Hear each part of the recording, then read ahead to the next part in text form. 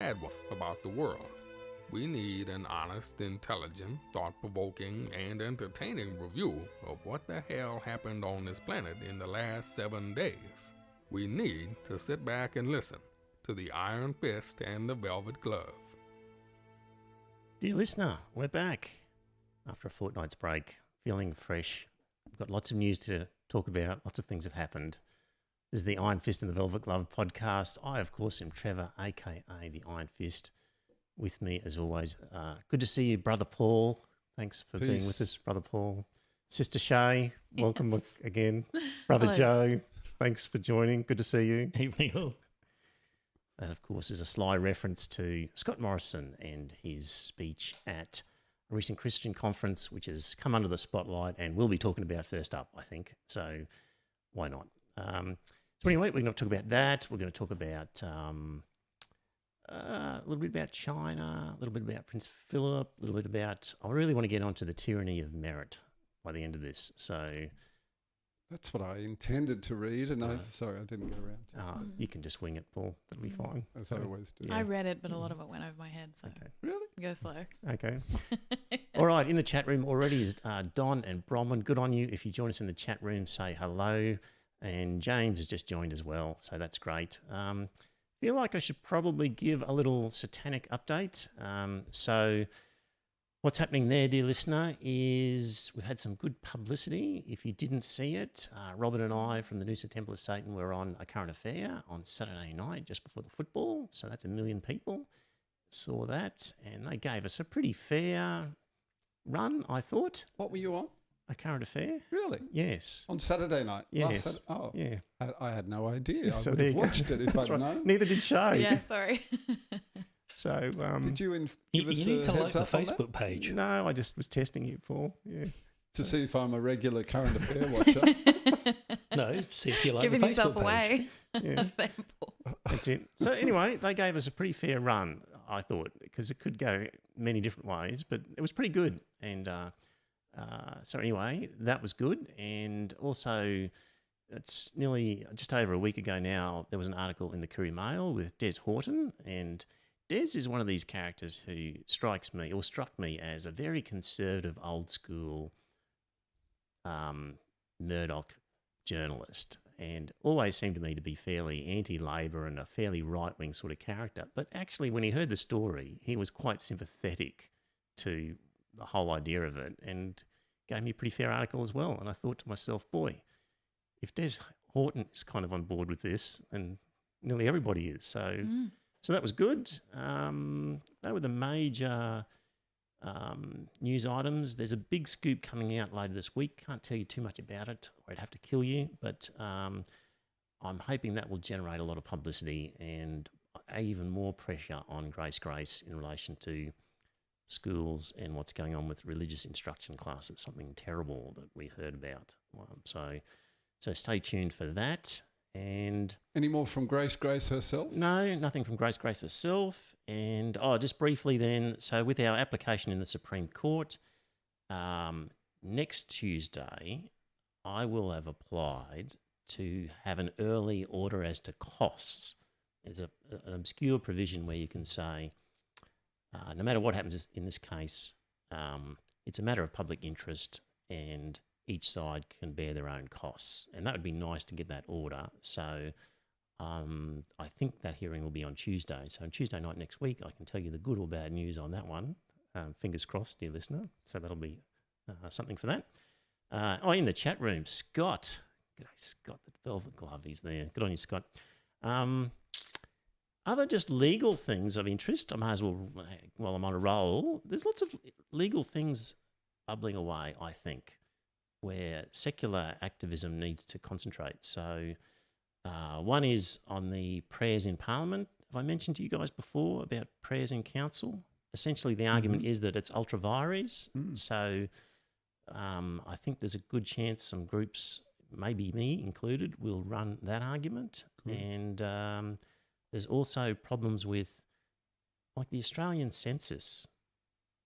I think in the last census, they put atheism, Joe, as one of the religions. I believe they did. Yes. The Atheist Foundation, I think, or rationalist humanists were asking to change it to, do you have a religion? Yes, no. If you do, then what is it? Yes. But it was atheism was listed as a religion, Yes. and I think was at the top rather than at the bottom as it had been in the past. It was definitely in the list of religions, so people could look at it and go, oh, I'm an atheist, tick that, by which they've actually ticked into the category to say, I have a religion, which distorts the figures as to how many people are religious. And is a contradiction in itself. Completely. And I think approaches have been made to the census people to say, you shouldn't be doing this. And this is something where you can actually, again, make a legal case under judicial review. If a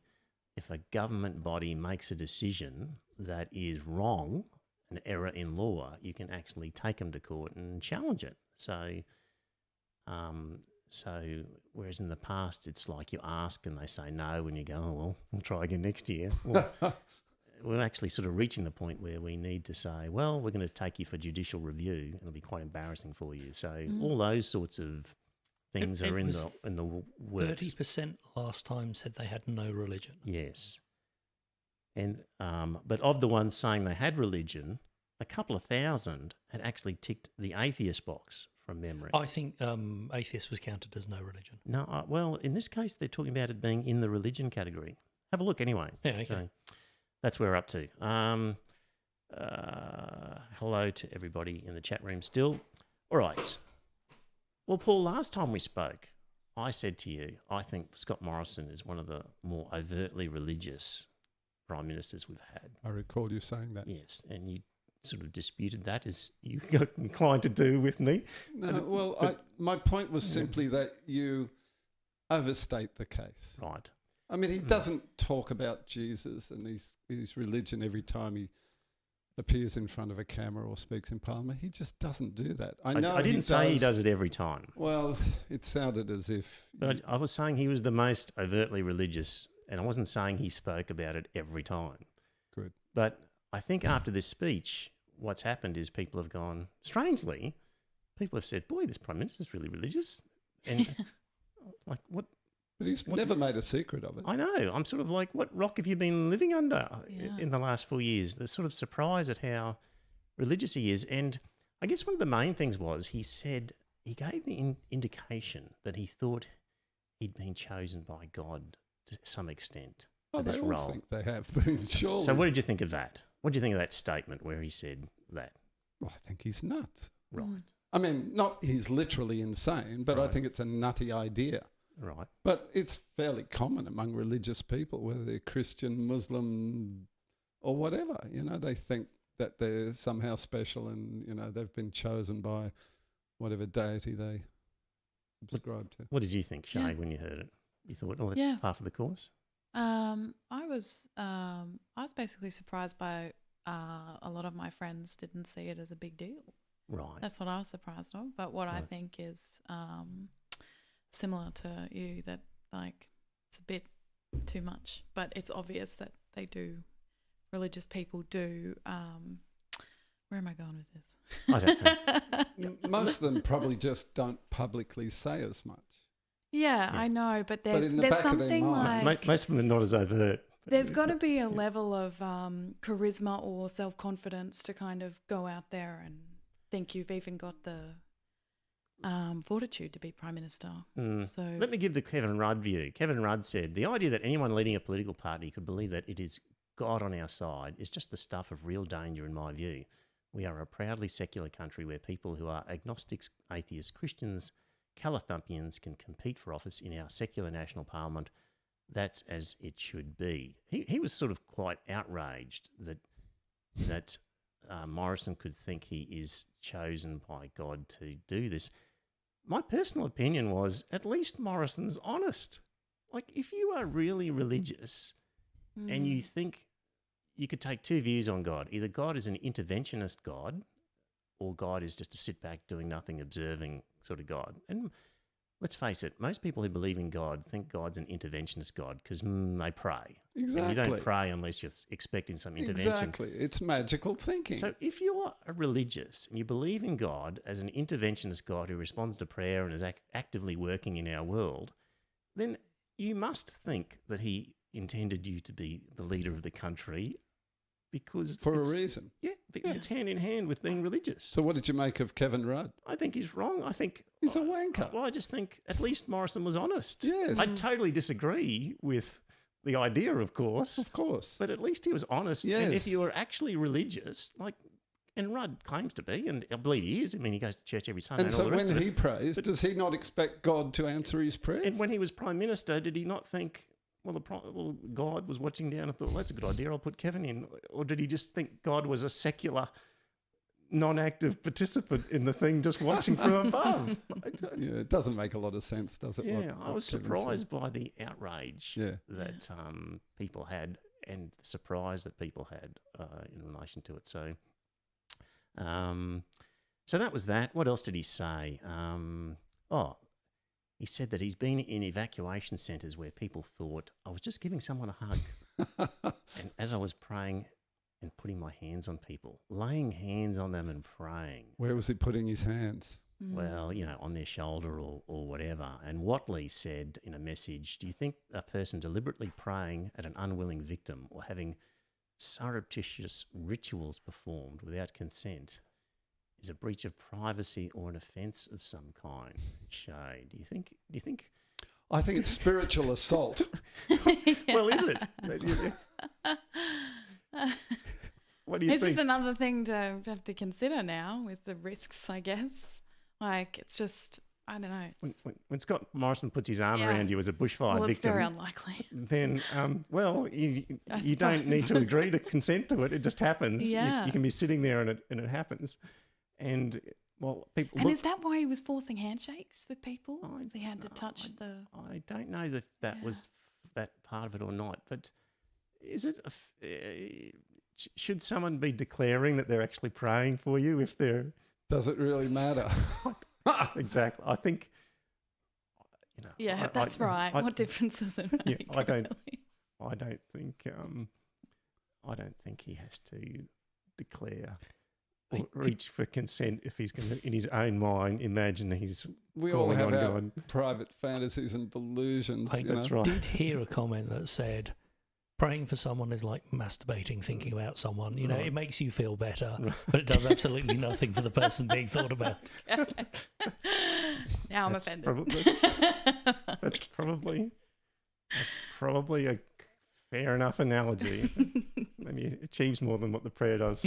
Possibly. And of course, what else did he say? He said that he believes that the weapons of social media can be used by the evil one, and we need to call that out. Oh, yeah. And, The evil one. I've already put a link to the Temple of Satan. right, thank you. Have you? Can I ask? Have either Robin or you Mm. had visitations from the big fella downstairs, like in your dreams or anything like that? No, Not yet? Not yet. No. Okay, let us know. Oh, you'll be the first. To, Actually, you'll be the first. To know. somebody did say, was Satan going to make an appearance at the RA lessons? And I thought about as much as Jesus makes an appearance at the Christian lessons. Probably. Yep. Probably. Who we got here? Unfair Robot. Who's that? Is that? I don't know. There's somebody there in the YouTube's called Unfair Robot. Okay. All right. Bernard Keane in Crikey said this was one of the most incoherent speeches delivered by an Australian leader since John Kerr at the Melbourne Cup. It is true. It was a very rambling, incoherent sort of thing. John Kerr at the Melbourne Cup. Yeah, Yes, it and was Morrison in this speech as incoherent. well. Yes, more on John Kerr later. He did talk about identity politics in this speech as well, and he railed against identity politics in it. Good And- for him. Well, but again, he was so hypocritical because he basically said that identity politics was bad, unless, of course, the identity that you were He's a ascribing Christian to was identity. was a Pentecostal one. Yeah, of course. That's the good one. Exactly. Yep. So he said things like, there's a tendency for people to see themselves not as individuals, but only defined by some group and get lost in the group. And you lose your humanity Oh, and God. lose your connection, and you're defined by your group, not by God. And then he went on to talk about building communities like Pentecostal communities, like completely hypocritical in criticising people for identifying with their racial, ethnic, sexual, gender groups or whatever. But, But it's perfectly a fine. Pentecostal group was perfectly fine, and he saw no problem with that at all. He's dumb. He's not a very clever man. He's not a very intellectually A lot of analytical people guy. do that. Yeah, don't that's they? right. Yeah, very hypocritical. Yeah. Right. Also from Watley, we're still looking for a pseudonym for you, Shay. And he said, can we call Shay Sharkbait? Would you like to be... No, I think we'll find a different I one. don't know Sharkbait. about, what's the context? Yeah.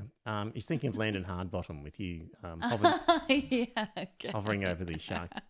And it tank. was Nemo's nickname in Finding Nemo. He is?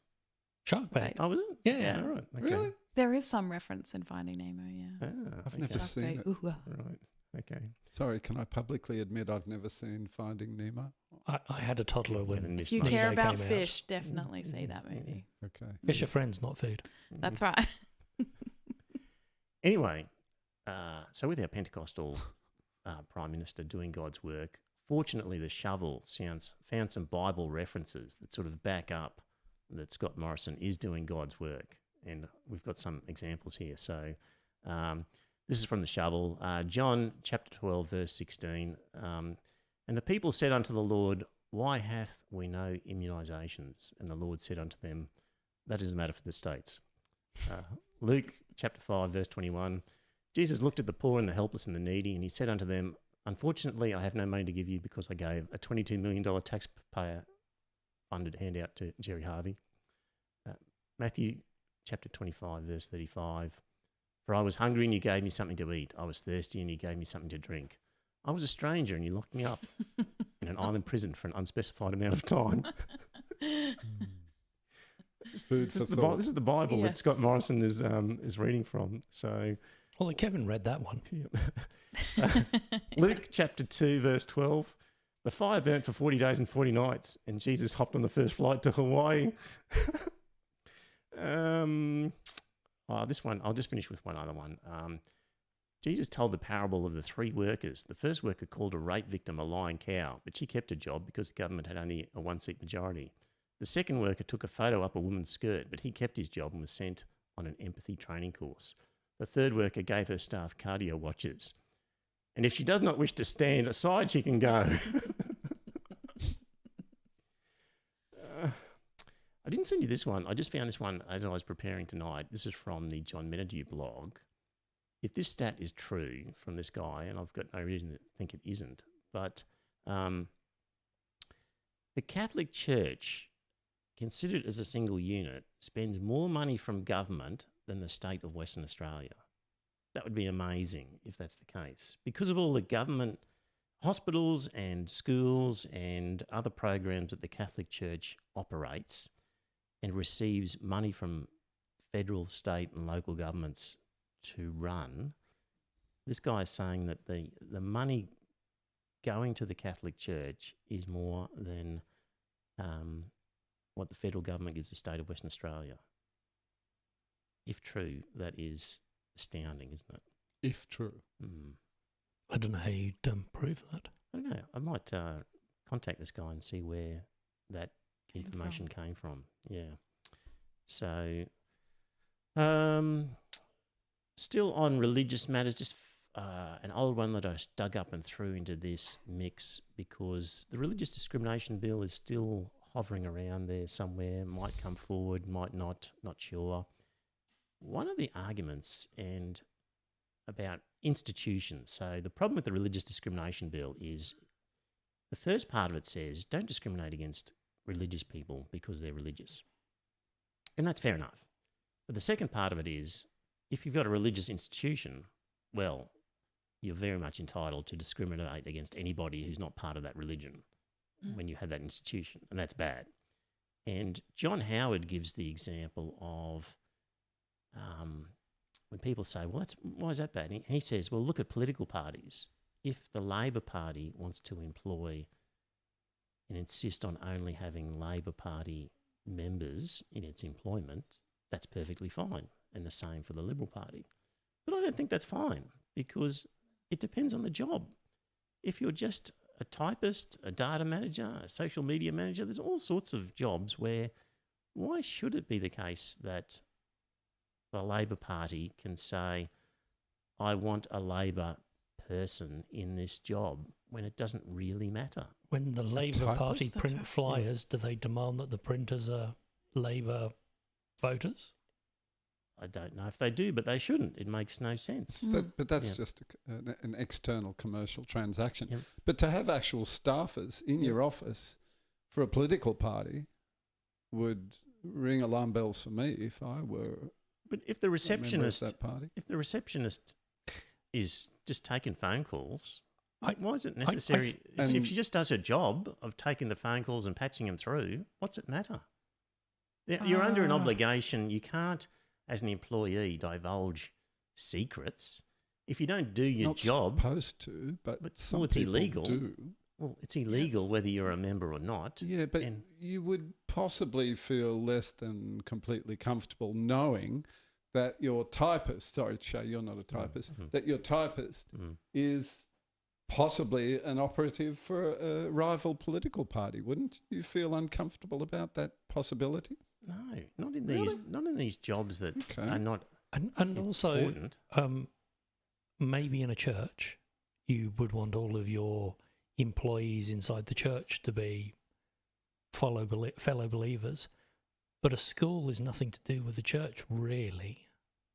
Well, it shouldn't have It- anything to do with the church. Obviously, a church can insist that a priest has to be a priest, for example. But just if the role is an office type job and they do the office type job, I just don't see it's necessary that they have to be one prescribed to a particular ideology, Political espionage. provided they do the job. And ultimately, if you were really a spy and you were wanting to espionage, you would sign up as a Labor Party member and How cunning. exactly. Yes. Oh, somebody's leaking in this office. Well, it can't be Shay because she's a member of the party. Yeah. Well, Couldn't have been But Shay. hang on a minute, that guy over there is not a member.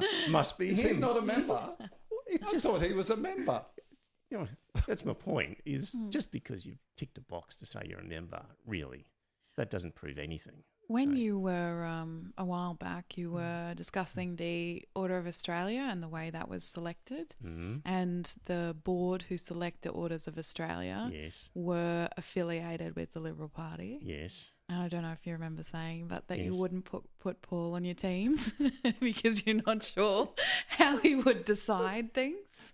Do you remember that? And that's because It of my might have been a joke. That's like- because of my knowledge of Paul, not because of what box he's ticked.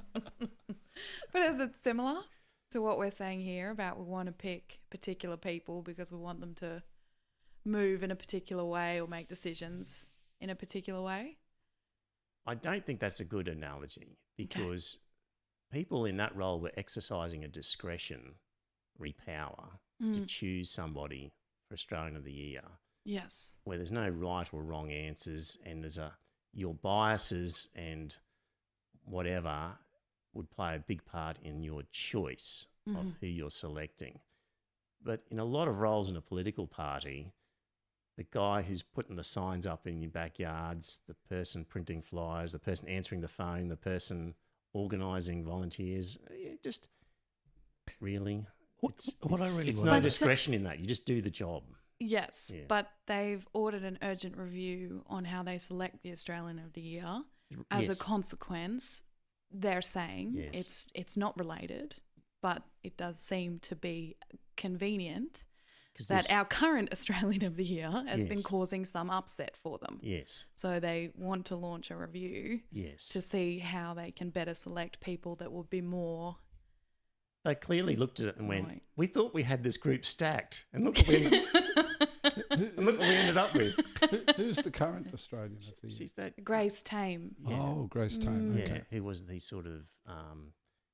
leader her of the claim, charge. Yeah, her claim to fame was because she wanted the ability to name herself as a victim in sexual assault and was being muzzled by the laws that stopped that. So, And that yeah, law has subsequently been changed, I think believe. as a hasn't result it? of her, That as a was result of her state activism. law in It was- Tasmania, yeah, I think. so. wasn't As it? a result of her activism, yeah. Mhm. So, yeah, I think they basically said, God damn it, That's right. I thought this group was stacked. No? So Or That's- maybe, Trevor, seemingly, maybe Yeah. they're more objective in their choices than you give them credit for. Maybe. So why would the government be wanting to So change it? you're Why is the saying- government wanting to review it? I don't know. They didn't like the objective choice. Like I think we have our Mm. boards a bit Mm. mixed up. So Mm. the people who select Order of Australia, Mm. I think they are. But did they select They are. Grace Tame? No, there's an Oh. Australian of the Year commission, aren't they? Different boards. I think that might be where we're. what are the two confused. different boards? So the order when you made that joke about Paul, okay, I think that we was were discussing Order of Australia. as opposed to Australian of the Year. Yeah, Right, which I okay, think are right. different boards. Oh, they're so we've different. got Okay, one okay. stacked, and Right. I think we need to stack the other one. Okay. That could be it. Yes. That yeah. could be it. Yeah. Yeah. So anyway, Interesting. threw a curveball. Yeah. Yes, I've been Yeah. intently listening to your podcast, as you can Okay. tell. Yes. Yes. Okay. Okay. That was that. And the question for John Howard is, how many hospitals and how many schools do the various political parties run? Schools? Well, he wasn't referring to schools. He was talking about staff. He said, quote, I wouldn't expect the Labor Party to employ somebody in their office or on their staff. Yeah, but he was talking about schools and hospitals. Oh, was he? Yeah, I think he was Howard. Howard was talking about schools. No, he was talking about political he was saying political organisations should be able to employ people of the party, and therefore schools should be able to religious schools should be able to employ religious people. That was his but, analogy. But we don't have political schools that are run by the Labor Party or the Liberal Party in the same way. Yeah. Not yet. Well, they see it as an ethos and an ideology. If a group of an organisation with a political ideology should be able to choose staff who have that same political ideology, was his analogy for schools that have a religious ideology. Maybe we could have an independent political school where kids are all indoctrinated into socialism. Yes. I think the LNP would particularly support the freedoms to indoctrinate children. Well, you could start up a private school for socialists and they won't stop you. Mm. We've got a new patron. Thanks to Rick. Thanks for signing on. China. Lots of beating of the drums on China in the last week or two. We had on Anzac Day, Mr. Pezzulo sent a message to staffers. Which he did not specifically mention China, but he said the drums of war beat, sometimes faintly and distantly, and at other times more loudly and ever closer. And then we had the Defence Minister, Peter Dutton, warning of potential conflict between the two nations, which should not be discounted. And we had former Defence Minister Christopher Pyne warned that the chances of war with China in the Indo-Pacific were rising. So lots of talk in the media by certain people. I heard the interview with Peter Dutton on Insiders. Do you guys watch Insiders? No. I don't watch it regularly anymore, but I knew Peter Dutton was going to be the guest interviewee on Sunday. So I went back and watched it on iView. He did not warn anything. He was asked by the interviewer, do you think that there will be an armed conflict over Taiwan? And he said that should not be discounted. He didn't make any warning. He just said, basically, you can't rule it out. And he's quite correct. You can't rule it out. It's a looming and very real possibility. Well, what he said was it shouldn't be discounted, which means... That's not exactly a warning. Well, he's saying you shouldn't be reducing... Discount means reduce. Yeah. You shouldn't be playing down the threat. Yeah, but it's not the same as saying, you shouldn't be. I'm warning you guys. I'm warning you. There's going to be a fight over this. Yeah, well, I just quoted him here as saying that. It seems to me that you're spicing it up a little bit with your own. Well, I quoted him as saying issue. should not be discounted. Well, the words you said warned. So, the word warned is there on the screen. Well, that's from this article saying, well, in the context. I think you're egging it a little bit, Trevor, to be honest. I mean, he didn't go on about it, you know. He just said, well, can't be discounted. He didn't go on and on about it at all. Oh. He just said, yeah, it can't be discounted. That's basically all he said about it. Well, and it's up to your viewers what you think those words mean. Oh, dear. But what about the collection of people coming forward to discuss it? Somebody like Josh Frydenberg said, well, we're not about to go to war with anyone. Like that is not a warning. That is, we're not about to go to war with anyone. Whereas, the threat of war should not be discounted.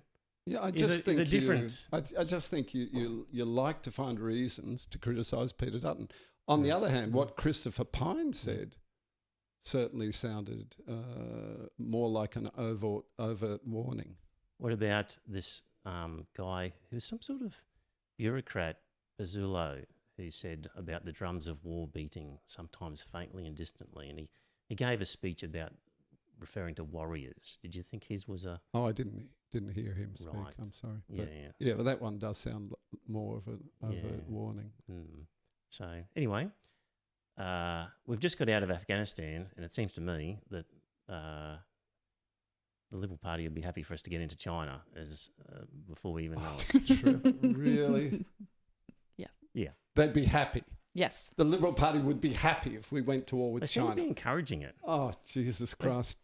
They seem to be encouraging it. Have you been taking drugs, Trevor? Because that is just deluded. Well, the Liberal Party would be happy for us to go to war with China. They seem to be Have a look at the time frame. They seem to be encouraging it.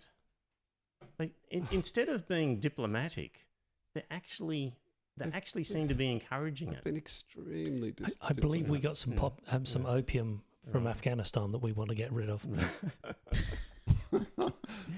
So the point of it is, there's been a lot of talk by Pazulo and Pine and others, which seems to be beating up the possibility of war with China. It's out there, Trevor. It's all around the world. Everybody's talking about it. But we... So it's not like the Liberal Party have a monopoly on this but topic. We, above all other countries, with the exception of America, are the most aggressive in our confronting of China at the moment. Do you not agree with that statement? No, I don't. You think we're just part of the middle-of-the-road pack, do you? I think the Australian government has been extremely diplomatic in their dealings with China, considering the extremely hostile trade measures imposed by China in recent months. Right. So you don't see Australia at the forefront of a campaign against China at all. They're in a group of countries that have publicly expressed concern, for sure. But aggressive? I certainly wouldn't use the word aggressive. They've made it very clear that they've made numerous attempts to contact the Chinese government and talk with them, minister to minister. And the Chinese are just refusing to pick up the phone. So why do you find fault with the Liberal Party and not with the Chinese Communist Party on that level? Well, the Chinese have said, you guys keep putting shit on us all the time. Oh, bullshit. The Chinese are the ones that are putting shit on Australia, Trevor. But no, you asked me, I'm telling you. The Chinese are saying, why should we talk to you guys? You keep putting shit on us all the time. So what does Australia do? It pulls the pin on Victoria's Belt and Road agreement. What do you think of that? Too, quite rightly. Why is that a good idea? Because agreements with foreign governments are a matter for the Australian federal government. And the Victorian government did not ask for permission. They just went ahead and did it and said, here you go, look at this, federal government. It's a done deal. We've done it. A done deal for what? For nothing in particular. That's exactly right. Nothing. But a done deal for nothing. A deal over Trevor. nothing. No, Trevor. It has extremely high political significance because the Chinese government can then wave it in front of the government's face and say, see, look at your wonderful liberal democracy. You can't even control your own state leaders. Okay, so you're a rabble, so and it's you're got- not worth taking seriously. So it's got extreme political significance. absolute propaganda, Okay. powerful propaganda Okay, significance so for when the Australia Chinese. cancels it, is that also a big signal, a big political signal? Yes, it's a big signal from the Australian government to the Chinese saying, yes, deal with us. right. You try and undermine us by going behind our so- backs and doing deals with the So- state premiers. It's us you got to deal with. So in diplomatic terms, Quite rightly too. So in diplomatic terms, it's an agreement over nothing. The Belt It's and not Road over Initiative. nothing. You know very well it's not over nothing. It was an agreement with future potential for Chinese financing No. of infrastructure projects, It's etc., etc. it's an agreement to agree, and an agreement to agree is nothing. But essentially, what it was is Australia saying, you know, that agreement that's completely meaningless. It's not completely meaningless. It's a non-legally binding memorandum of understanding that in the future, maybe we might like to do a deal together, Yeah, which exactly. will always be subject to foreign investment review by the Commonwealth. Yes. It cannot bypass that. So it's merely the state shouldn't. of Victoria agreeing with China, let's investigate in the future possible deals that we might possibly think about possibly entering, such deals always being subject to Financial Investment Review Board approval. Sure. That's all it was. That's all the memorandum of understanding. So why did the Andrews government do it in the first place? Because in business, when you are trying to create deals, what you do is you approach people and you say, hey, we think in the future we might like to do a deal with you. Let's talk about possibilities. So when deals become possible, we might have at least achieved a little bit of groundwork in understanding what each side might want out of a deal. So that when a deal comes up where we're doing something, we'll go, you know what, we're speaking to the Chinese and they actually might be interested in this, or whatever. Like, it's perfectly normal in business to say, let's have a lunch and let's get to know each other. We don't actually have potential deals right now in place, but we're always doing stuff, and maybe next year or in 5 years' time, something will come up. It'll be nice to know what you guys do and what we guys do, so if something comes up. That's all a memorandum of understanding is. It's the most innocuous agreement to agree potentially, and Australia is in a world of trouble with China in terms of trade, right? In terms of, we've lost so much trade with them. And it's all our fault, is what you're saying, Yeah, right? But what happens when you say to China, we want to talk to you. Let's talk so we can, and you won't pick up the phone. I'm trying to talk to China and they won't pick up the phone. I don't know why. It's not fair. Oh, by the way, that memorandum of understanding with Victoria, fuck you, it's cancelled. Trevor, That is what they were not picking up the phone months and months before and why the would you federal why government would you cancelled expect that. them to pick it up now? Oh, Jesus when Christ. China says all it was. What a hollow argument. What, If they want it's to a do great business in the argument. future, Shay's nodding. they can do Yes. business at any time. Shay thinks it's a at great- any time. Shay thinks they it's a don't great need argument. to sign an what is You it? can call it a Memorandum hollow of argument. understanding. It was a beautiful argument. They don't need a memorandum of understanding calling it hollow called doesn't. Belt and Road, which is the signature Communist Party of China program to, basically, get the world under their influence. You can call it hollow, but I think it's a great argument. So we'll agree to disagree. Yeah, like, all right. that's the way the world works. And when you're trying diplomacy, here we've got our biggest trading partner is China. So what? Our biggest military partner is America. Diplomacy is about, let's continue to buy planes and fighters and whatever from America and continue to have a military relationship, while at the same time, let's try and sell as much of our stuff to China as we Jesus. possibly can. That's what diplomacy is. And our government are the worst diplomats on the face of the earth. They are hopeless. Oh, Trevor. Hopeless. For all the reasons, yes. The worst on the planet, you reckon? They are, because if Oh, you look Jesus around the Christ. whole ASEAN That community... is such a stupid thing to say, it's not. Trevor. If you look at the entire ASEAN community, Australia is the one that's being crunched because of stupid It's diplomat... not only Australia. Australia Any country that crosses the Chinese Communist Party gets the same treatment, Trevor. But you see, the other countries in the world, in the Asian area, they know diplomacy. No, they know the power of China, and they're little they're countries. Not being screwed over like we are They because will of be. the stupid diplomatic efforts of this mob. Bullshit, Trevor. That is absolute crap. Paul, Australian diplomats raise an argument rather than saying hollow or crap, rather than describing it. Why don't you provide the studied argument? Chinese history. I've studied Chinese politics. I've studied the history of the Chinese Tell me the Communist argument. Party. Tell me the argument. I know what they're like. Tell me the argument. These people don't have our best interests at heart, Trevor. You haven't addressed the argument, the actual argument I made. You haven't addressed. The argument is that our government has a perfect right to control deals with foreign governments.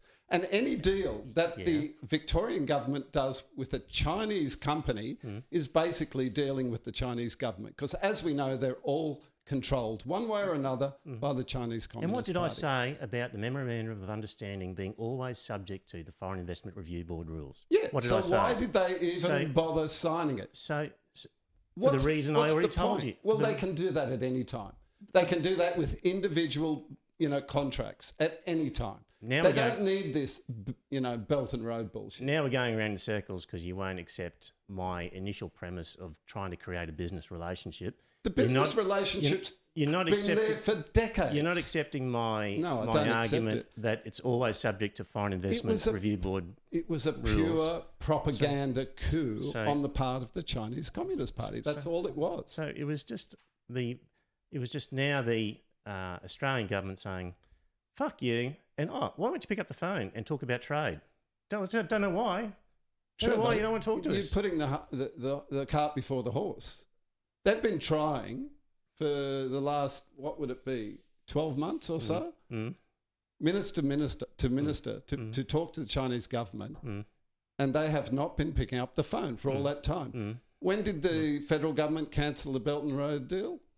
Last week. That's why I'm talking about it. So there's no link. There's no connection. But I've previously talked about the weapons inspector powers and other issues like that. Still harping on about that. No, Paul, stop. You're saying to me, I'm not harping about it because you're saying 12 months ago it all happened. Why 12 months ago? The answer is because of the weapons inspector powers 12 months ago. But you can't say now you're harping on about it because you asked me what happened 12 months ago, and I'm telling you. Yeah, we're talking about this one comment. One comment. That was not the guts of the problem at all. But Paul, but in your mind, it apparently was. This thing here, the Belt and Road, you could say that's just one comment. What? You could say, well, that was just one comment to get rid of the Belt and Road. Which comment was that? The one saying no Belt and Road. You could say that was just one issue. Why are they so upset about one issue? Why are they so upset? Look, the Chinese are very upset with us because we've stood up on our hind legs and said, "You don't push us around. We are not your pawns. We're not here just to supply you with whatever you want and then bend over backwards, to keep you guys happy. It doesn't work like that. Australia has its own interests. We're learning how it works. That couldn't have been better navigated, that couldn't have been followed up with some creative policy or some sort of... What does that mean, creative policy? Well, diplomacy. It seems like it does look a bit like blustering. I stand up what to you, the and Chinese? there's all this. It's just interesting you keep saying that because you said it from a historical context, right? That's where you're taking it. From a historical context, China is bad news, right? But I was listening to a thing today. The Communist Party is bad very, news. very bad news. I was listening to a gentleman who's some sort of expert on Taiwan, and he said from a historical context, we can actually be reassured because Taiwan and China have always had this kind of argy-bargy. Oh, bullshit. So... Who is this person? I forget. I'll find him for you at the end. I'm pretty familiar with Chinese history, including But it's the just history of interesting that Taiwan. from a historical context, you can have different interpretations. So you might need more to substantiate what you're saying. in just a historical context. I'm sorry, I've studied the history of the Chinese Communist Party. We all have. No, you haven't. No, I have. I haven't. I have. Probably not to the same depth that I did. It was about a third of my university degree was China. You just can't say, because I study Chinese Yeah, history, I know understand. that's not a good way understand the to argue issues a point. better than you. You can't say that. Well, judging from what you say about China and Australia, Trevor, I have to say you don't strike me as particularly well informed. But Paul, you've said yourself before you pay no attention to economics. Did I? Yeah. You've said you know nothing about economics and you really pay very little attention to it. At an academic level, that's true. This is a mixture of politics, economics, history. Well, I'm basing my opinion on what I know about Chinese history and what I know about the Chinese Communist Party. And so your biggest complaint about China is they're not buying our stuff. No, that's not their my retaliation complaint. Because they're not buying our stuff. No, my complaint about the Chinese Communist Party is that they are fascists. They are authoritarian fascists who will literally imprison and kill their own citizens for complaining about the leadership. Yeah, but earlier... We do not want those kind of people meddling in our affairs, We want them to Trevor. buy our stuff. Well... That's what we want them to do. Not at any cost, I'm sorry, but we can find other markets for our stuff. Oh, like Saudi Arabia. And that would have been a great pathway to take. And it is happening, Shay. I don't know if you're aware of it. Please inform me. Well, I've heard industry spokespeople on television. I think on Landline, I heard some farmer talking about it. And he said basically, you know, the barley farmers have found other markets. Most of the other industries that were hit have found other markets. It's really only, I think, lobsters and coal are the ones that are still not finding alternative markets. Basically, the rest of them have gotten on with it. That's great. I don't think that's the case. Oh, all right, check it out. But it's true. And fully supported by our government to manage that. Or have they had to rely on their entrepreneurship. Well, the industry leaders have their own organisations which work together, actively, you know, work on finding markets, new and old, and you know, cultivating them. There's no replacement market for the Chinese market around the world. They don't just crop. There will be. You're not going to find a replacement for all the wine that was being sold to China. Oh, wine was another one. Sorry, wine was another one that hasn't completely found other markets. But a lot of the other agricultural products, in fact, have just gotten on with the job and gone and found other buyers. Yeah. So the Chinese can go fuck themselves. According to Bob Carr, in an article here, since December 2019, barley's been totally lost. Coal is down 98%, wine 97%, crustaceans 89%, and beef 47%. Well, he's not right about barley because I heard a farmer talking about it, and he said basically they've found buyers for most of the barley. At what price? I have no idea. But they wouldn't be selling it at a loss. Might be selling it cheap. Well, it might be cheap, but it's still sold, and they're still making a profit, aren't they? Surely. Maybe there's. Hopefully. I don't know. Don't know, Paul. Let's see. Show us. But look, I mean, you don't just, give up all your values to sell stuff, do you? What's the value we're giving up? Sovereignty. They haven't attacked us. Not yet. But what is the value we've given up? What by selling them stuff, what is the value we've given up? Well, we agreed to sell them stuff, and then when they got their noses out of joint, they said, we're not going to buy your stuff there. How do you like that? I mean, what kind of mature trading relationship is that? And is that the worst thing they've done? It's childish and spiteful. And, if you're going to do business with people like that, you really don't have a very, relaxed, secure, comfortable, working trading relationship, do you? Is that the worst thing they've done? Just stop buying our stuff? No, it isn't. To us? What's the worst thing? You know very well what's the worst thing they've done to us? According to the government, they've been relentlessly trying to hack our computer systems, of government departments, universities, probably big companies. Do we spy on them? Probably not to the Isn't same it? extent. But isn't it, if we could, would we?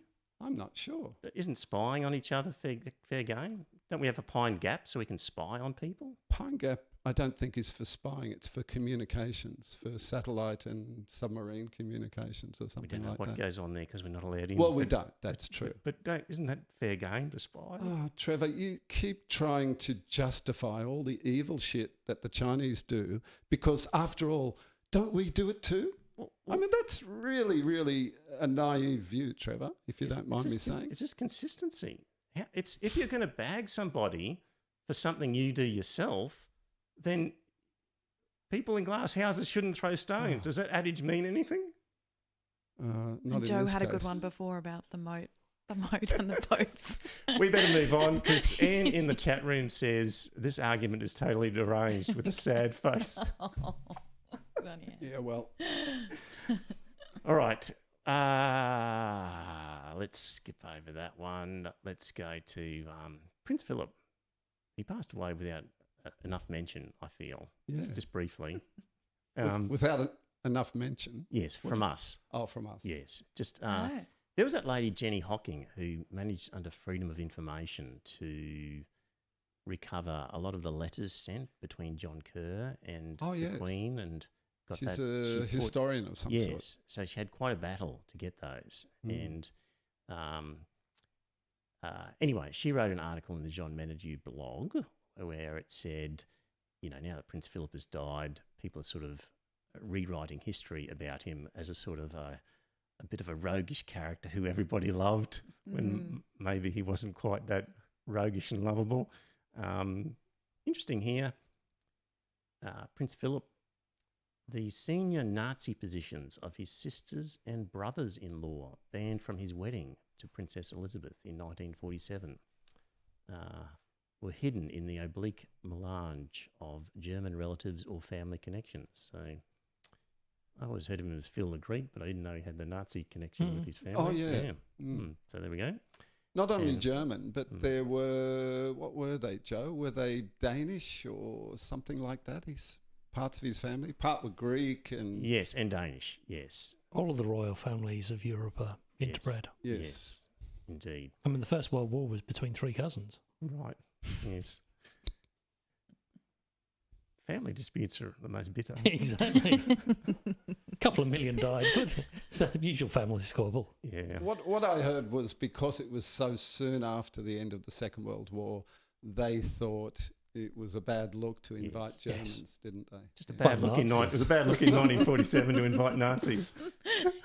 Well, they weren't all Nazis, but probably a few of them were. They'd been members of the Nazi Party. And in Yes. fact, Had they? Really? yeah, well, wasn't Senior Nazi positions of his sisters and brothers-in-law. Oh. but wasn't the abdicated king flirting with Nazism as well? Yes. I don't know. Right. According to the TV show The Crown, yes. Right. Aside from that, I've heard rumours that he was certainly interested in how the Germans were running things, and it seemed to be a very well-run country. Right. Yep. Possibly a little misguided. Admiration for German efficiency. Yeah, basically. What else about Prince Philip? When the Queen declared him a prince in 1957, that lifted him beyond the range of a subpoena. So he's not subject to British laws as such. And the same applies to Prince Andrew, which is particularly significant given his current predicament, being a prince. Indeed. Can't hit him with a subpoena. Mm.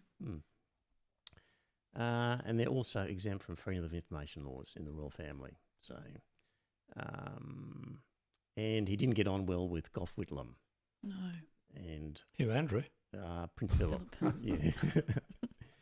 So yeah, interesting article there. And have you heard about Charlie's alleged son? Does he have one?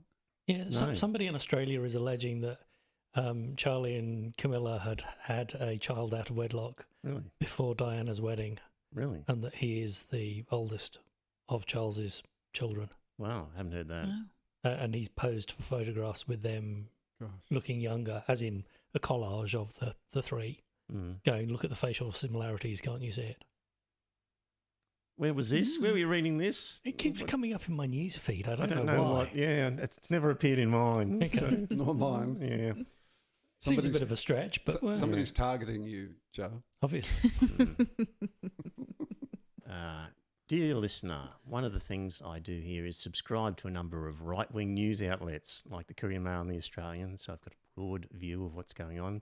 And And the Spectator. the Spectator, yes. And some of these groups are actually really difficult to unsubscribe from. And the News Corp is one of those where you can't just go into an account and click unsubscribe. You've got to ring the buggers up to do it. It's quite difficult. And the Chaser, who we quote regularly, have got a service where if you are a News Corp subscriber and you just can't be bothered waiting on the phone a couple of hours to cancel your subscription, they do it for you. So you send them your details and give them an authority that they prepare, and they ring up and cancel News Corp subscriptions for you. So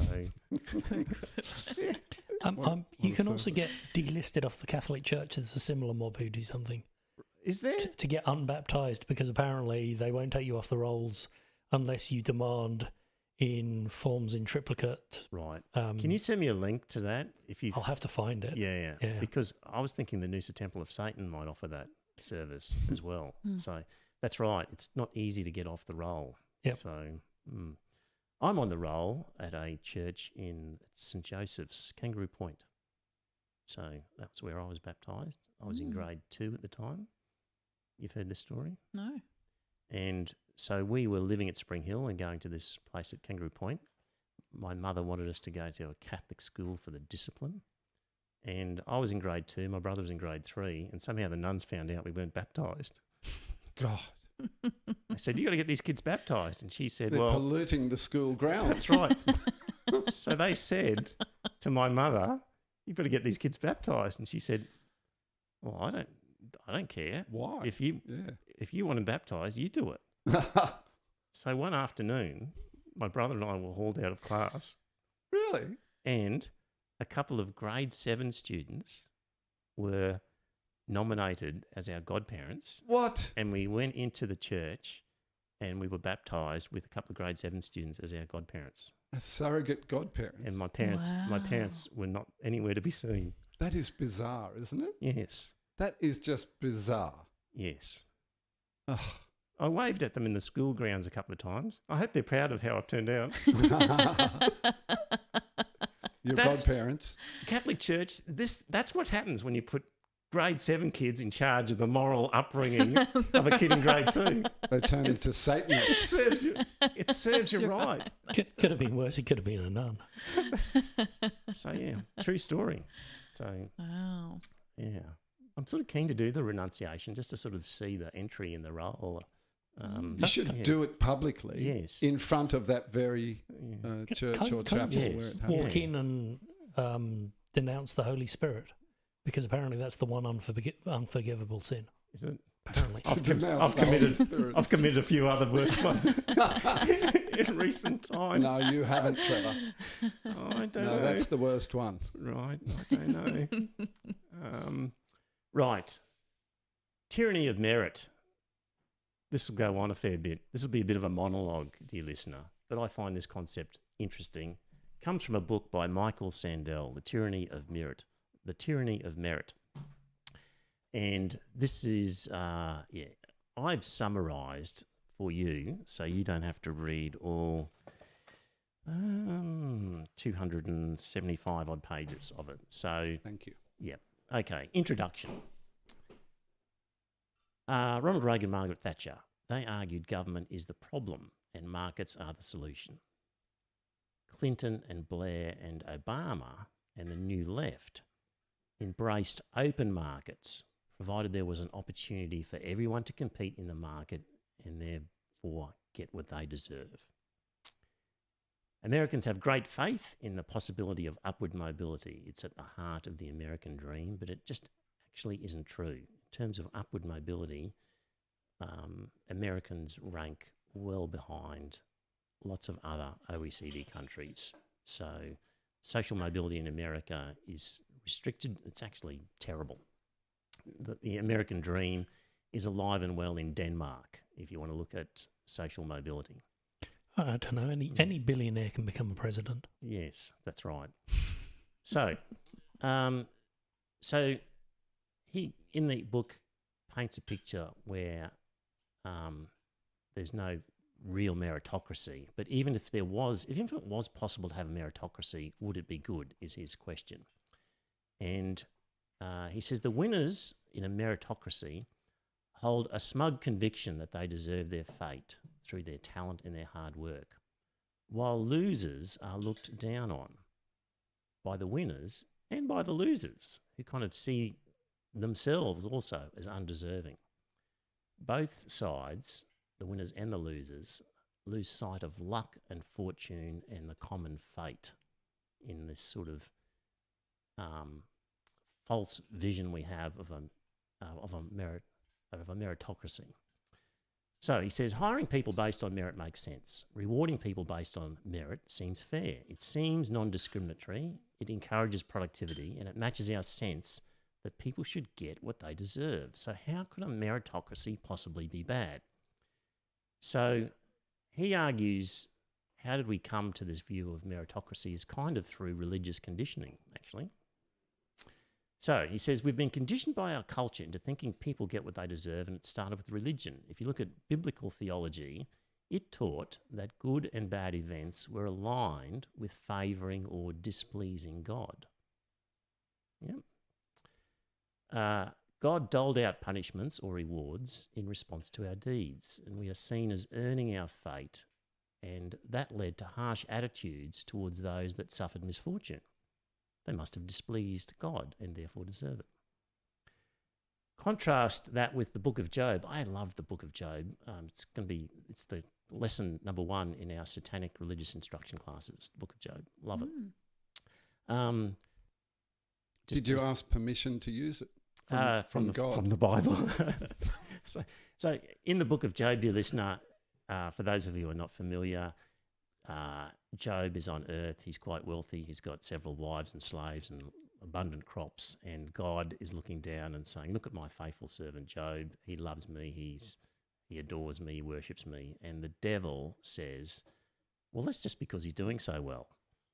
If he wasn't doing so well, he wouldn't be so enamored with you. And the God says, well, that's not right. And says to the devil, well, okay, you've got free rein to test Job. So the devil is given the license to kill his wives and children, ruin his crops, cause Job to have these festering sores and pus all over his body. And Job starts to question, oh God, why have you done this to me? And his colleagues are sort of like, Job, what did you do? Like, you must have been doing some really bad shit for this fate to befall you, sort of thing. And it's a really good view, just digressing momentarily, for the Satanic religious instruction classes. At that point, we stop and we say, who's the really evil character here? Is it Satan who's the one who's done this stuff? Or was it the God who, in order to test his servant Job, gives a license to Satan to do that stuff? But God gives him a brand new family, so it's all okay. That's right. In the end, God does regenerate him with a new family, new wives. He didn't miss the old ones at all. He just, Yes, yeah. In part of the ranting about it, though, God says,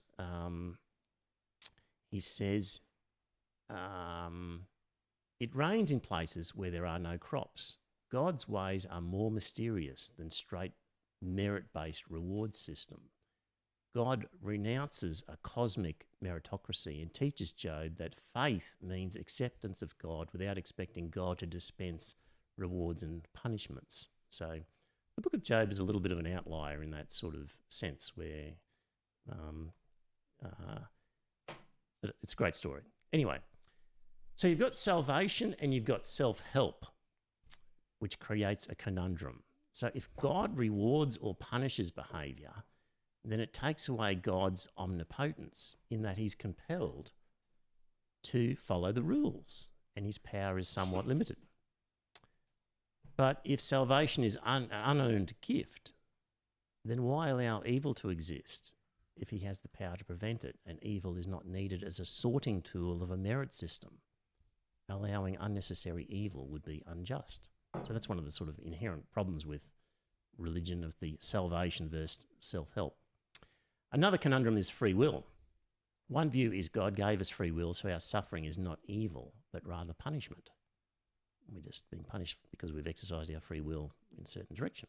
He doesn't give a lot of choices, though, does he? So, well, but Augustine denied free will, as it denied the omnipotence of God, and salvation is by grace alone. So some of these people really hate the idea that God has to, if you're good or bad, the idea that God has to follow and calculate and be bound by what you've done is an affront to the omnipotence of God. Well, that's Protestant theology. Yes, exactly. We're getting there. These are all good ideas about religion. But despite Augustine, the practices of the church emphasised merit. Prayers and rituals were seen as buying favour. So the Protestant Reformation was seen as arguing against merit. Salvation was through faith. But paradoxically, it's the Protestant Reformation that has led to the fiercely meritocratic work ethic of the Puritans. So what we got is Calvinists believed in predestination, meaning it didn't matter what you did, you may or may not go to heaven. It was preordained predestination. Yep. And this created unbearable suspense. People were like, I really want to know whether I'm going to be favoured or not. Surely then they all had moral license to go out and do what they wanted. Well, no. Well, so how did one know if one was going to be saved? And the answer that they came across was that since every person is called by God to work in a vocation, working intensely in that calling is a sign of salvation. So the purpose of the work is not to enjoy wealth, but to glorify God. So it combined hard work with minimal consumption. And this approach accumulated wealth, which fueled capitalism. That's an interesting idea. But basically what they were saying is if you have got a great vocation and you're hardworking, it's not because of that you enter heaven and are saved. It's just that that's probably a good sign that God has chosen you.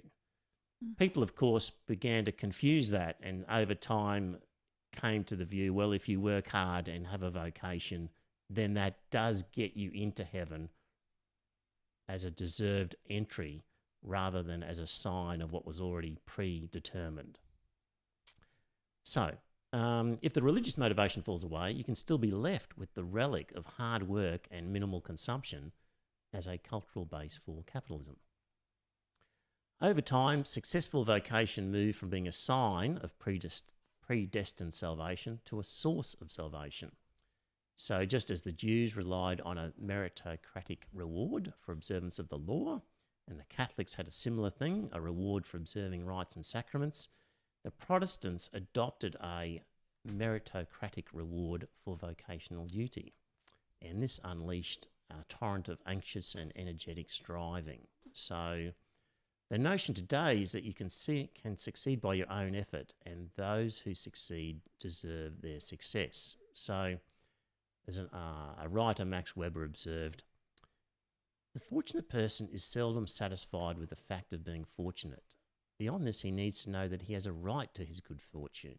He wants to be convinced that he deserves it, and above all, that he deserves it in comparison with others. He wishes to be allowed the belief that the less fortunate also merely experience their due. So this way of thinking sanctifies the winners, denigrates the losers, and because of this, we've equated success or failure with individual moral responsibility and lost sight of the unpredictable nature of fortune and fate. And in recent years, American Christianity has codified this into the prosperity gospel. So we've got this rhetoric of rising. If you work hard and play by the rules, you should be given a chance to go as far as your God-given ability will take you. And President Obama used that sort of phrase more than all previous presidents combined, Hmm. and Trump never used it once. This was, if you work hard and play by the rules, you should be given a chance to go as far as your God-given ability will take you. If you have a go, you'll get a go. That's it. Exactly. Trump never used that. Trump was like... Trump's not a Christian. Yeah, but it's interesting. Obama used it more than any previous president, and Trump never used it. Really interesting that Trump never used it. It's pretty obvious that Trump has precious little interest in religion. Yeah, but even the notion of work hard and you'll play by the rules and you'll get to aspire to a deserved position was not a Trump mantra. No, you get given it by your daddy. He was angry, and he was like, those other people are just rotters who hate you and call you deplorable, and you've got the right to be angry and fight against them. He had a point there. Yeah, he did. And he wasn't aspirational in that sense. He was, you've got the right to be angry. And this ties in with a bit more in this book. So, credentialism, the last acceptable prejudice. So the left abandoned equality. They pursued free markets and mobility, but not equality. They offered education as the key to mobility, but that ignored what was happening in the real economy. Workers lost power to negotiate due to globalisation and monopoly power and labour rules. The problem was worker power, not worker smarts. The education mantra was a moral fantasy that required the left to confront no one. Basically the Obama thing of just get yourself educated and work hard and you'll climb up above the pack. Really... Why is that a moral fantasy? Because it was a fantasy because not only some can be educated to climb above the pack and reach the upper echelon. It leaves the pack of uneducated behind. So, but it's a matter of degree, isn't it? Not everybody can be CEO. Not everybody can be president. But a lot of people can improve their lot in life through education. But financially, if everybody has a university degree... Then you have street sweepers who have university degrees. Yes. Look, not everybody needs a university degree to be educated, you know. Do they? Well, that's the context we're using education in terms of getting a better job for financial ability to climb above the pack for a better but surely financial life. For some people, that education takes the form of a technical education rather than an... Less so these days. And not everyone one. can be a motor mechanic. But somebody who's been educated to the level where they can become a motor mechanic is surely more likely to have a good life with enough money for their needs if they're a motor mechanic than if they never finished high school. Yeah, but the point is not everyone can have a technical trade or a higher vocation because there are jobs that not everyone can do that. It's a mantra of if you educate yourself, you'll climb above the pack in a race where everyone's scrambling over the top of each other because the bottom of the pack is just minimum wage. Yep. So that's the sort of issue. It never confronted that the bottom of the pack is on minimum wage and struggling. It never looked at we need to raise the minimum wage to a decent level and lift the bottom of the pack.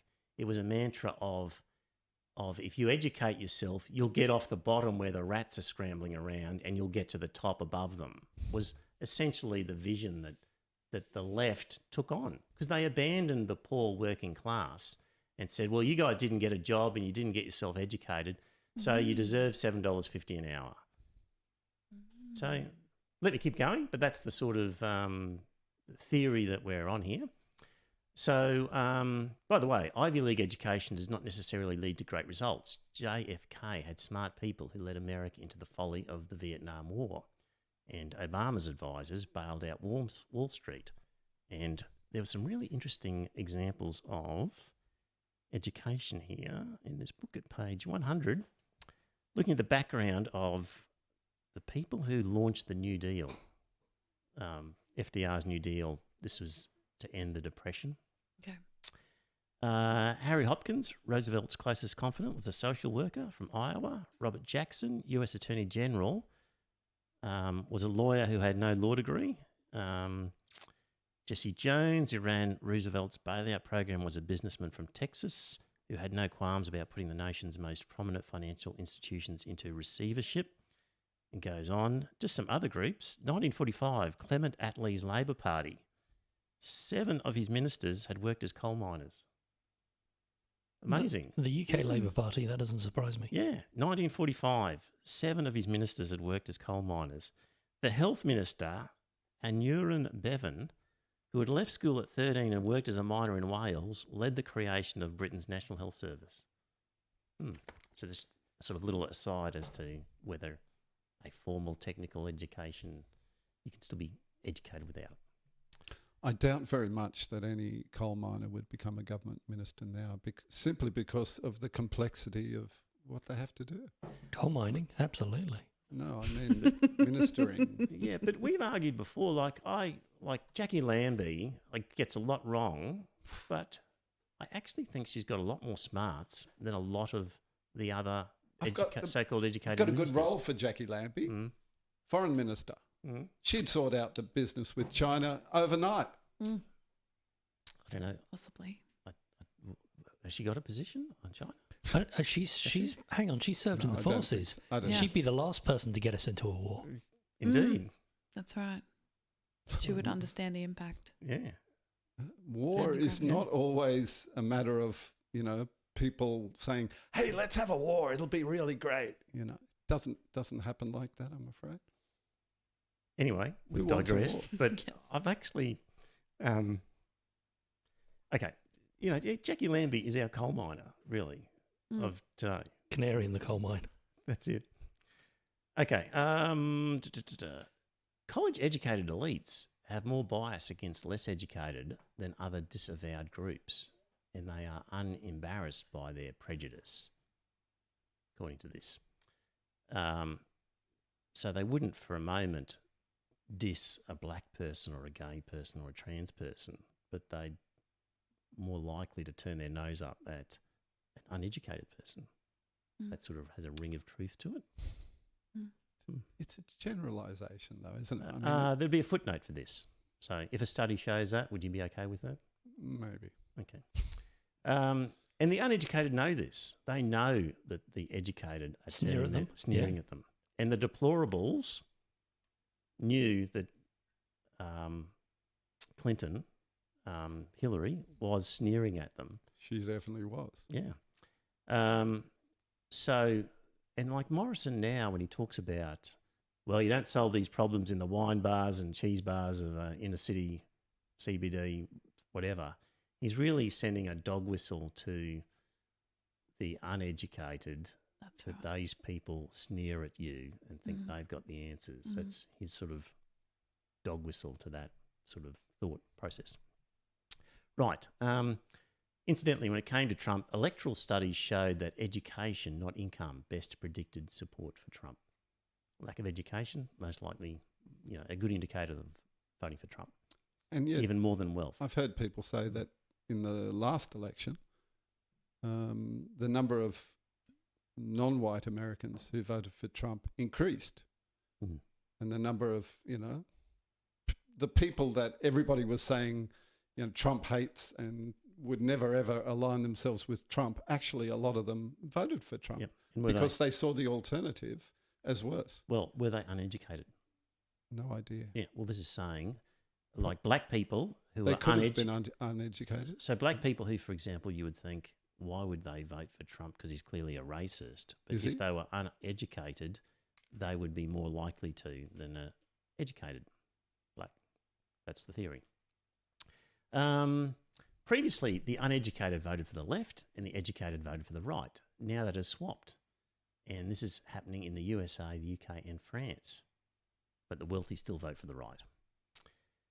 So that is why the left has ignored the problem of inequality. Meanwhile, the uneducated resent globalisation that elites promote and turn to populist nativists. So the left has been using technocratic language and talked of smart technology and smart regulatory framework, but this glides over the tough moral and political questions. Like it is like Obama saying, get yourself educated, pull yourself up, you'll be able to achieve, provided everyone's got an opportunity. It just glides over the fact, hey, we need to increase the minimum wage from $7.50 to something higher. Learn to code. Learn to code, yes, yeah. If you had a meritocracy or an aristocracy, which is better? So if you knew you were going to be placed in the top group in a meritocracy, or you knew you were going to be placed in the top group of an aristocracy, which would you prefer? And this guy says, well, if you knew you were going to be in the top, you might prefer the meritocracy because of the sense of achievement you would have. But if you knew you were going to be in the bottom group, and they said, well, you're going to be in the bottom. It's your choice. You can be on meritocracy island or aristocracy island, but you're going to be in the bottom. Which one do you choose? You would probably choose the aristocracy because life might be hard, but you would not be burdened by the thought that you were responsible for your subordinate position. I don't know that a meritocracy, I'd be sat there with self-doubt going, I didn't really deserve this. I lucked into this. People, though, are not understanding how the system has worked against them to keep them down to a large extent. I'm going to get onto that. But people are actually not appreciating how much luck and fate has gone into their own poor luck and their own poor fate, surprisingly. Well, Michael Moore argued that the reason Europeans and Americans were so different was Europeans recognise that they'll never be rich, right, and therefore they're willing to vote for higher taxes for the rich because they'll never be rich. There you go. They're not conned by the American dream. You could one day be rich, and therefore you shouldn't vote against things that'll be against you in 20 years' time. I think there's something in that. Mm-hmm. Right. Would a perfect meritocracy be just? A meritocracy doesn't fix inequality. It just justifies a form of inequality. So what is the moral status of talent? Having a talent is a matter of luck. Whether society values my talents at any particular time is also a matter of luck. So you could look at someone like LeBron James. At this particular point in history, being that tall and able to jump and dunk a basketball is a really valuable skill. But if he was born in the 15th century, maybe not so valuable. Yep. You could have found some interesting job probably that required you to be tall. Yep, but maybe not that got him the enormous wealth that he's got as a result today. So hard work is often required, but hard work without talent will not succeed.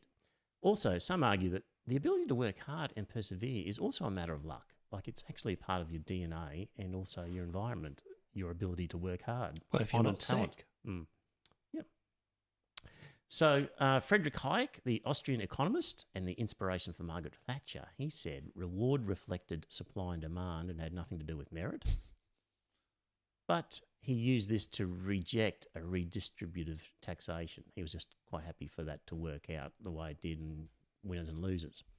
As a philosopher, Rawls recognised that luck played a big part in having talent and a work ethic, but he used that to suggest there should be redistributive taxation.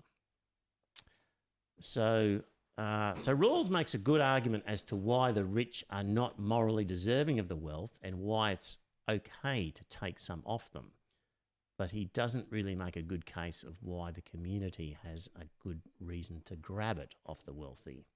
So this guy in this book says modern welfare liberals are like Rawls. They argue that the negative claim but not the positive claim. So the negative claim is that it is justified to take money off the rich because it's just been basically a matter of luck to a large extent as to whether people are rich or not.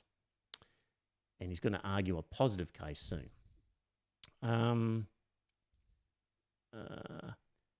So there's a guy, Michael Young, he said, In a society that makes so much of merit, it's hard to be judged as having none. No underclass has ever been left as morally naked as that. So liberal elites fail to see how galling it is to attribute white privilege to disempowered white working class men and women. I think that's a really key point out of all this. Liberals offer distributive justice, meaning we'll take some money off the rich and give it to you poor. But what these people really want is social recognition and esteem. It's our role as producers, not consumers, that we contribute to the common good and win recognition for doing so. Aristotle argued that human flourishing depends on realising our nature through the cultivation and exercise of our abilities. And essentially his conclusion is that it's not good enough just to take money off the rich because they were lucky and just give it to the poor. People's self-worth comes from actually working and producing and contributing. So really you need to create jobs with value or pay people a value for a menial job so that they will feel like they are contributing to society and then they'll be happy. So rather than just giving it to them as a gift, as in you're a useless, unproductive person without merit, take this money to keep you off the street. It is more a case of, well, we need our more menial jobs or less fancy jobs to have a decent pay rate.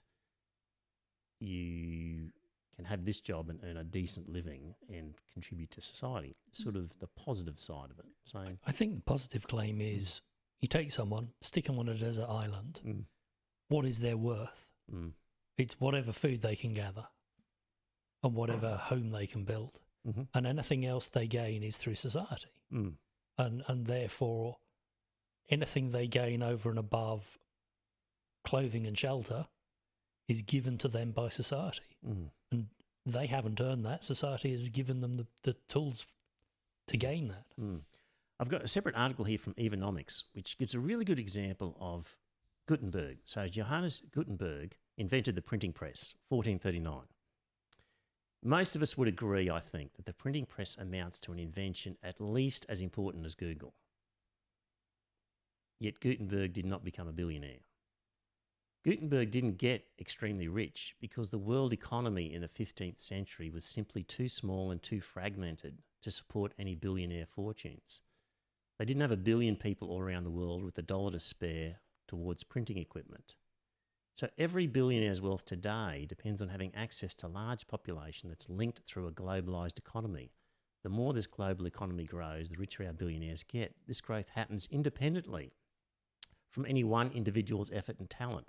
So we can't say that billionaires deserve the profits that go hand in hand with economic growth. Really good example, I think. But neither can you say that they don't deserve it. Well, actually, it's how you judge deserving. I agree. And what he's saying in this book is it through merit? Because of their God-given talents, they achieve these things? He's saying, well, that's just luck. It's partly luck and partly whatever talents they have and whatever they do with those talents, isn't it? Also, there's a calculation done in this article which says that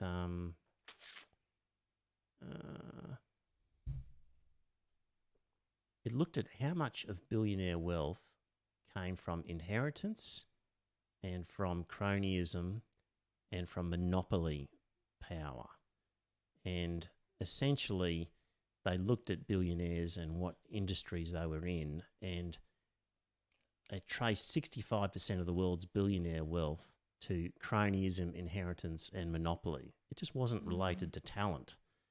And you could find the other 35% relied a lot on the globalisation that meant that Gutenberg didn't make an enormous fortune compared to today's modern billionaires, so who are relying on what society has provided them.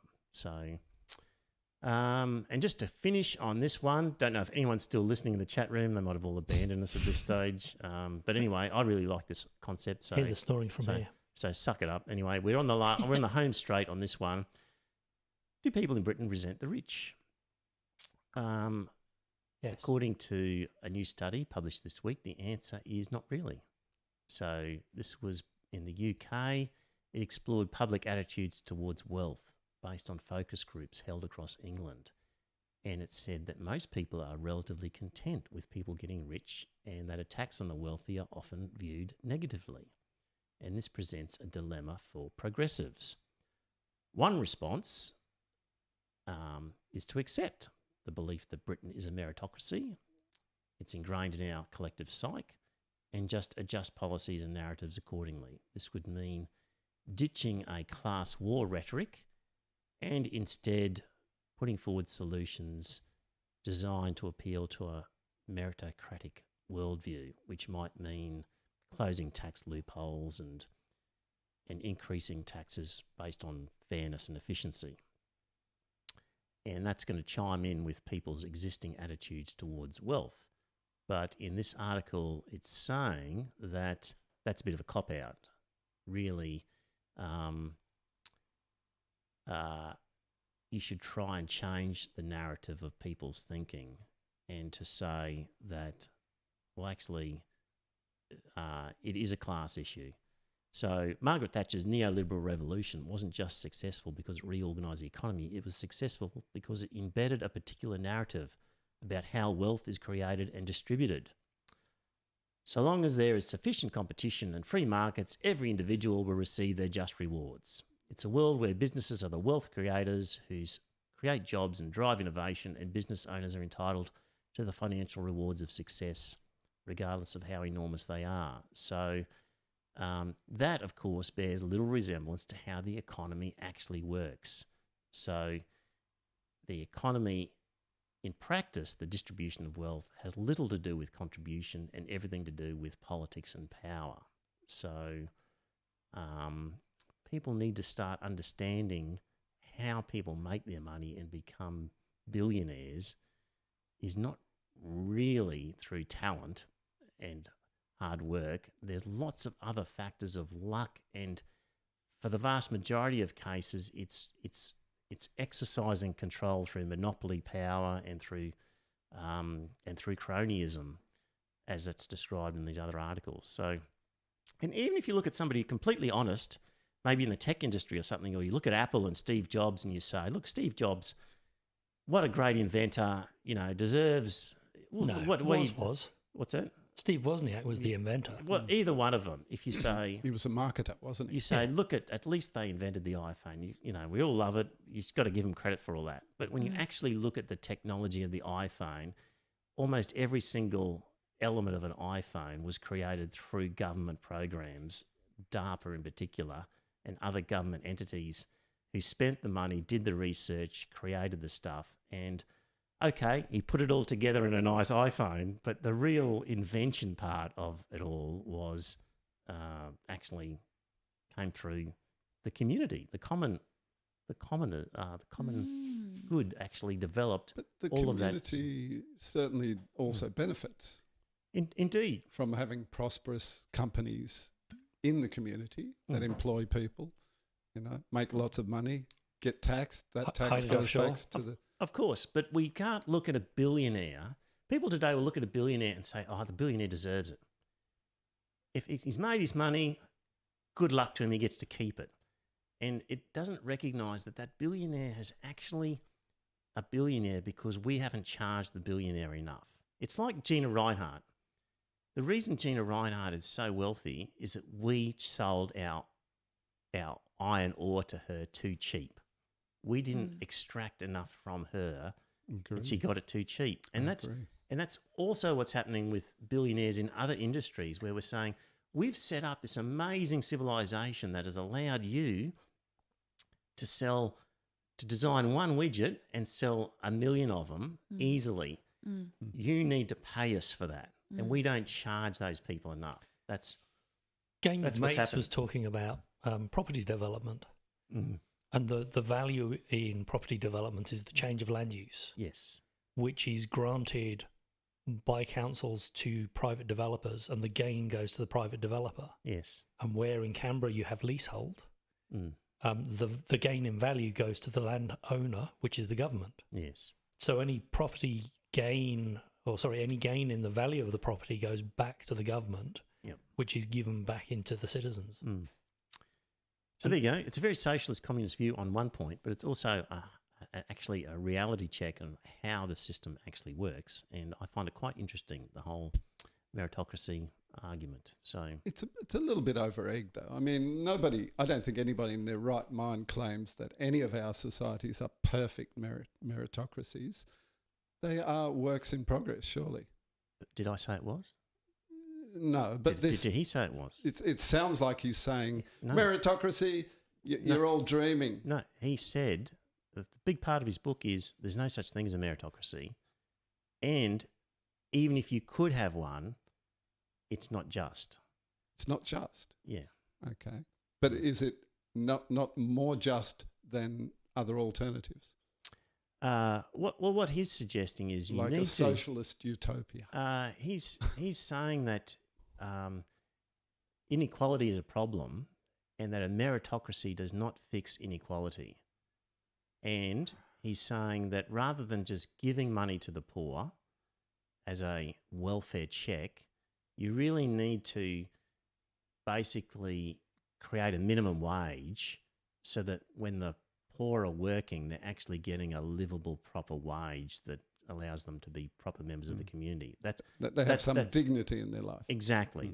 That is his argument. So, and that's exactly what the government keeps telling us. There is dignity in work. yes. And that they're about creating jobs rather than just handing out money to people. They say that over and over and over. Yeah, but And then they don't. But a job also has to be a job with value. I mean, there are workers in America on poultry processing lines who wear nappies because they cannot take time off to go to the toilet. But that's not meritocracy. That's about No, labour law. I didn't say it was meritocracy. I said it's about jobs have to be real jobs. So when a government says, oh, we've created X number of jobs, well, the question is, was it a good job? Was it a job that actually paid a proper wage? Was it a job where you've actually got to have two jobs to make a living? If it's just a crappy job, then it's not a job. I agree. Yeah, It's so not rather worth than it. minimum wage, you need a living wage. Yes. Well, Or the a minimum minimum wage. wage has to be a living wage, Yes. a decent wage. And there was a formula, wasn't there, back in the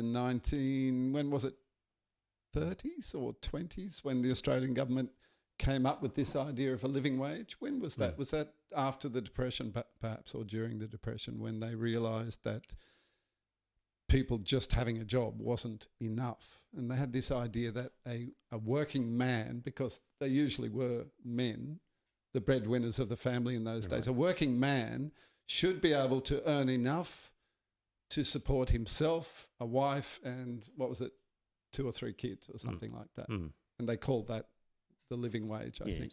Yeah. And we used to have an annual review of the wage system with every year it was like there's a 2 or 3% increase to the minimum wage that was The sort of accord that you're it talking was about. good. Everybody was sort of aware of it. So anyway, It went up 60 cents in the past year. right. Wow. So it was $19.24 and it's $19.84 something now. Certainly Well, beats the US. Yeah. Yes. Yeah. Although with exchange rates, what's the US minimum? Do they have a minimum wage yet? $7? Yeah, $7 something. $7.50. Gee. Yeah. And I believe some states are talking about, some cities anyway have talked about making it $15 if they haven't already. Yeah. Some waiter staff are on $2.50 plus tips. Yeah. So, yeah. Yeah, American waiters live on their tips. Yeah. Mm. So I hate that system. I Same. hate the tipping Oh, system. but you get wonderful service. They're so subservient. The terrible service. Worst service you'll ever get. Really? Oh, it is. Yeah. Yeah. Okay. I've I- had some I haven't terrible been. service in America. It doesn't guarantee you great service. No. Yeah. Right. So anyway, we must be close to 9:09. We've kept Shay away from the Shark Tank yet again. Landon will be happy.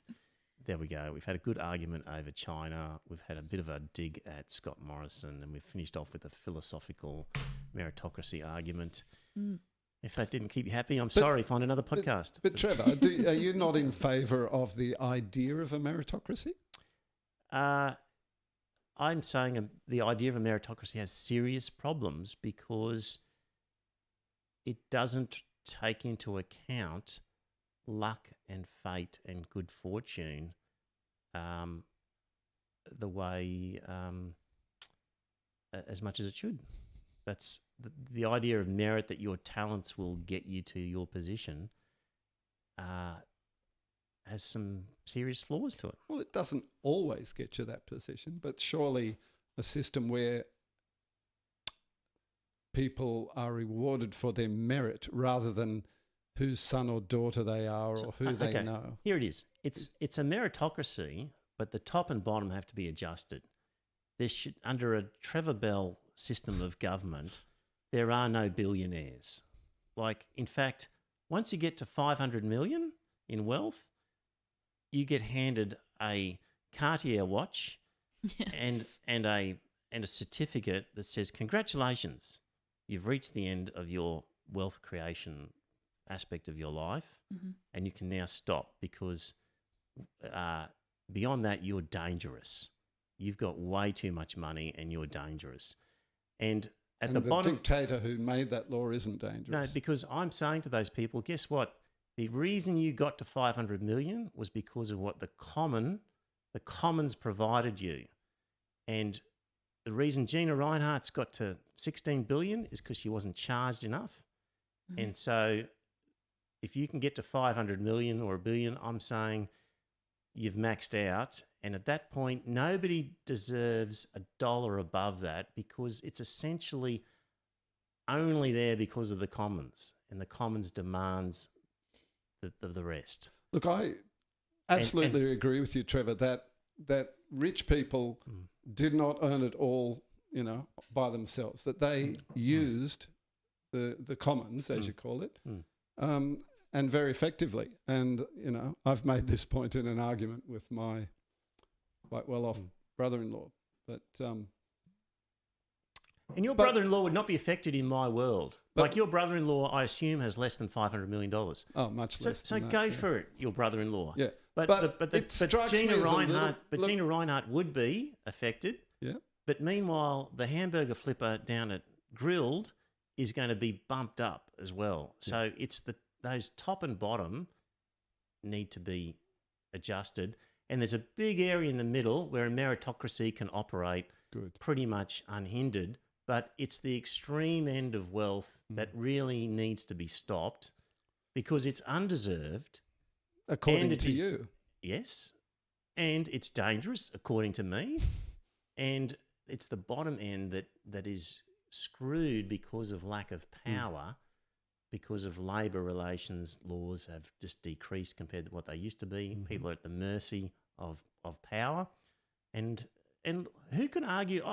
Basically, if you're saying to people, look, you're going to be fine, 100 million, 200 million, you won't even notice the difference. Who could complain about that? I'm totally with you that working people deserve to be paid adequately. Totally with you on that. And if they're not, then, there should be some sort of industrial law mechanism to make sure that they are. But I'm a little bit uncomfortable with you setting yourself up as the person who decides what is the maximum anybody can earn. Why? Because you've set yourself up as a moral arbiter, saying nobody deserves above this amount that I decide. But it's just tax. I'm sorry. That's a dictatorship. But you're happy to set a tax rate for top marginal tax rate. Well, I think everybody should pay tax. Yeah, and you're happy for the higher income earners to pay higher rate of tax? I absolutely am. So we only disagree on the rate. No, what I disagree with you is any particular individual, whether it's dictator Trevor or any other dictator, saying above this amount nobody shall go. That's just dictatorship. I tell you what if I said you can keep 1%? I don't know. Then we're just talking any about of a us rate. have the right to say nobody has any right to be above this level. No, the it's commons, just top marginal tax rate becomes 99 or 100%. We're just arguing over the rate. because you acknowledge that the commons, the community, has the right to take from people under a taxation system. So we're only arguing about the rate. No, I'm arguing over somebody setting a ceiling that But- nobody may exceed. Paul, Just you a say you question, don't we like the idea of a meritocracy? I like the idea of a socialist utopia. From each according to their ability to each according to their needs. Sounds brilliant to me. We know it's unworkable, It is unworkable. Yeah. but that's the flip side of the meritocracy. So you get the meritocracy for the middle, and you get your socialist utopia for the very top and the very bottom. Yeah. That's all right. Like it. Is anyone still there in the chat? They all gone. There were 12 last I looked, I think. Good on you for Yeah. hanging in there. Yep. All right. Well, we're done. Shay's got to get home. It's 9:15. Next week. Do you have a curfew, Shay? Right. See, yeah. She turns into a pumpkin. I don't know about next week. I'm really starting to like this every second week. Let's do it every second week. Okay. For a while. Yep. If I might just pop on briefly if I have success in my court case, I might pop on myself and just to give you the news. Yeah. But this is good sort of every second week, I think. Yeah. So Yep. if you're contributing via Patreon, that's fine because you're just paying per episode. If you're contributing via PayPal, then you might want to adjust because for the near future it'll be every second week. If you're making it fortnightly, the contributions will go down. I think you should switch it to a monthly donation. Right. Okay. whether they listen to anything per or episode not. or not. Yes. Yeah. Anyway, we'll see how that pans out. Clearly, it's not a money-making exercise based on the rate per hour. Well, I think we're done. I hope you Yes. enjoyed it. Well, I'll probably talk to you briefly next week, but everyone else will be back in 2 weeks' time. Thank you. Talk to you then. Thank you. Good night. Thank you, everyone. There's a good night from him.